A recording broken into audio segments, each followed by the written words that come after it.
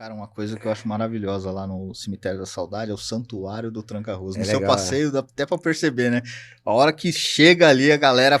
E eu quero falar do Mestre Tito antes, mas pô, todo mundo vai lá ver antes, assim, dá uma O judiação. Mestre Tito. Fala um pouco sobre o Mestre Tito O falando Mestre nisso. Tito era um cara sensacional de Campinas, um revolucionário, né? No meio da, no meio da escravidão, e a escravidão tem vários momentos que ela se acentua do ponto de vista de afirmação legislativa, né? Porque a escravidão é uma vergonha absoluta desde do início.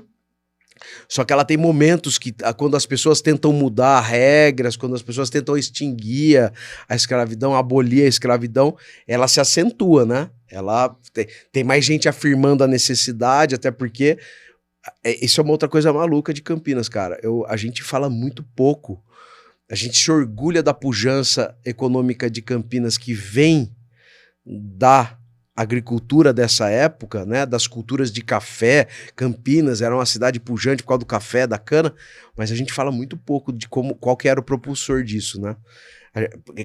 Parece que a gente separa os cases, né? Então a gente fala assim, bom, café e a cana, maravilhoso, dinheiro, a cidade ficou importante, legal. Aí a gente não fala aí a gente fala da escravidão num outro lugar assim. Mas Campinas era terrível com os escravizados, não sei o quê, parará. A gente não associa isso e uma coisa está imediatamente ligada à outra, né? É um tema que a gente não fala, né? Por quê? Nesse período, o que acontecia? Os negros e as negras católicos não podiam entrar em igreja de branco. Nesses momentos, desses momentos históricos, ali na segunda metade do século XIX, dentro da igreja de branco. Então você imagina, a efervescência desses debates, o cara consegue a doação de um terreno, o cara consegue angariar recursos para construir a igreja de São Benedito, para poder propiciar para esses irmãos e irmãs católicos dele poderem professar sua fé católica.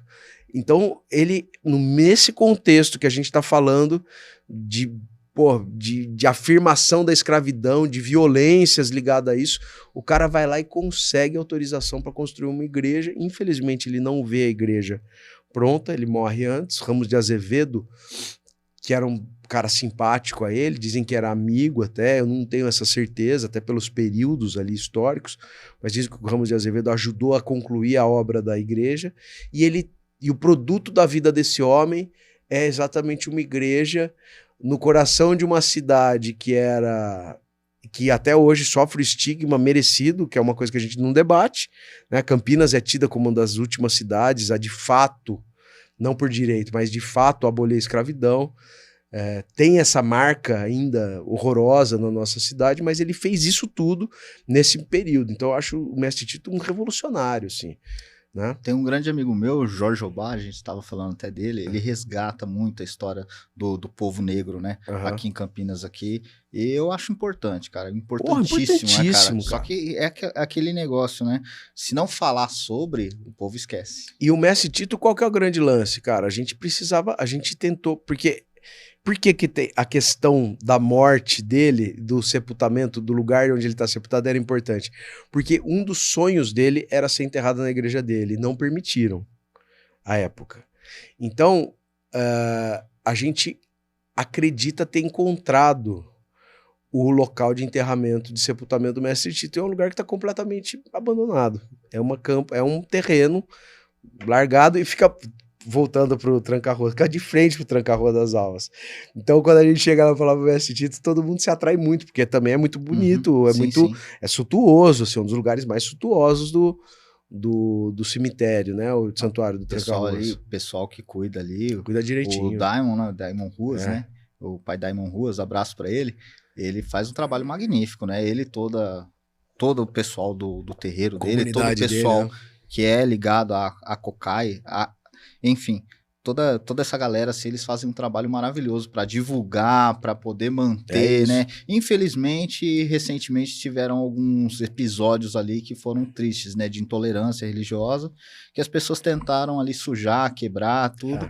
mas se mantém em pé, né? Campinas é a Fênix, né? Tudo sempre se mantém em pé. Eu sempre falo que se você não aprende em vida a respeitar religião alheia, quando você morrer vai ter, porque ali tá Tranca-Rua, ali tem um monte de pastor presbiteriano, pastores alemães, americanos, ali no centro, no meio do...